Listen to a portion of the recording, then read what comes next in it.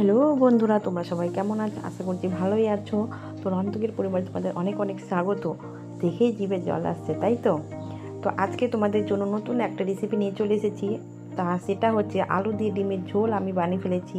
তো কিভাবে বানিয়েছি চলো তোমাদেরকে দেখিয়ে দিই।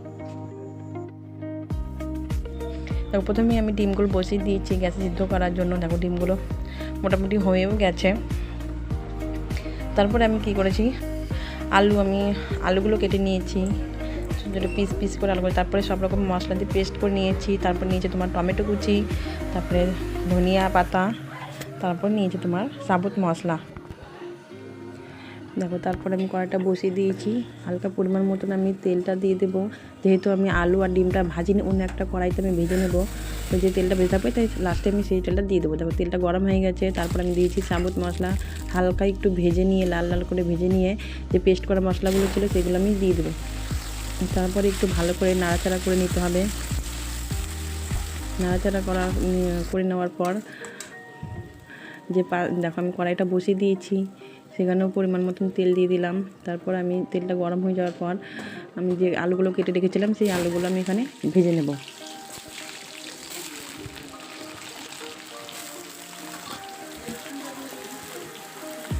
এতে পরিমাণ নুন আর পরিমাণ মতন একটু হলুদ গুঁড়ো দিয়ে ভালো করে নাড়াচাড়া করে নিতে হবে। আর অন্যদিকে দেখো, মশলাগুলো থেকে আমি পরিমাণ মতো হলুদ আর পরিমাণ মতন নুন দিয়ে আর টমেটো কুচিগুলো দিয়ে দিলাম এর মধ্যে। তারপর নাড়াচাড়া করে নিচ্ছি, ভালো করে নাড়াচাড়া করে নিতে হবে। আর এইদিকে দেখো, আমার আলুগুলো হালকা হালকা প্রায় হয়েই গিয়েছে।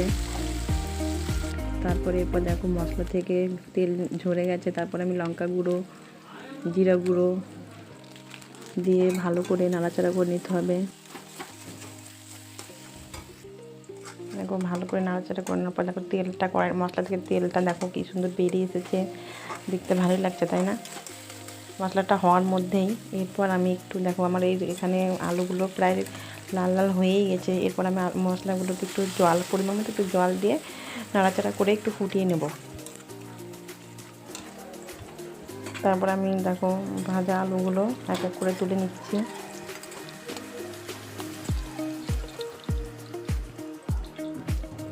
এরপর আমি ডিমগুলো ভেজে নেব। দেখো, ডিমগুলো কড়াইয়ের মধ্যে দিয়ে দিলাম, হালকা একটু লাল লাল করে ফ্রাই করে নিব।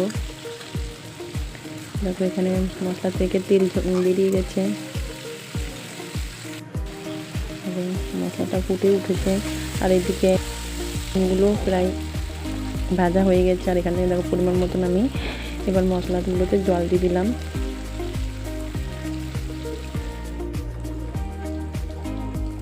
তারপর আমি ভাজা আলুগুলো দিয়ে দিচ্ছি। তো ভালো করে নাড়াচাড়া করে নিতে হবে।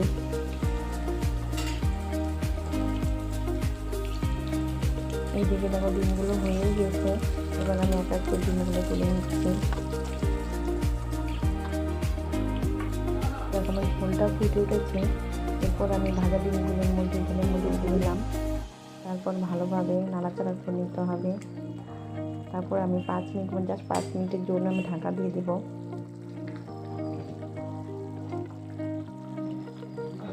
আমি ঢাকা দেওয়ার পর দেখো,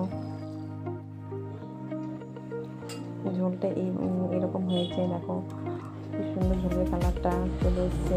মোটামুটি প্রায় হয়েই গিয়েছে। জাস্ট আর 2-3 মিনিট সময় লাগবে।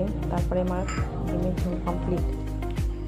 তারপর আমি ধনিয়া পাতা কুচি আর লাস্ট মিনিটে আমি একটু গরম মশলা গুঁড়ো দিয়ে নামিয়ে দেবো।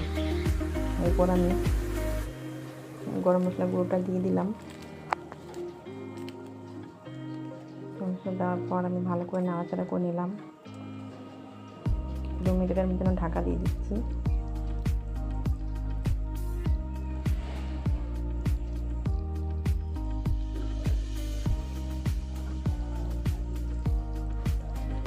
আর 2-3 মিনিটের মধ্যেই আমার ডিমের ঝোল কমপ্লিট হয়ে যাবে।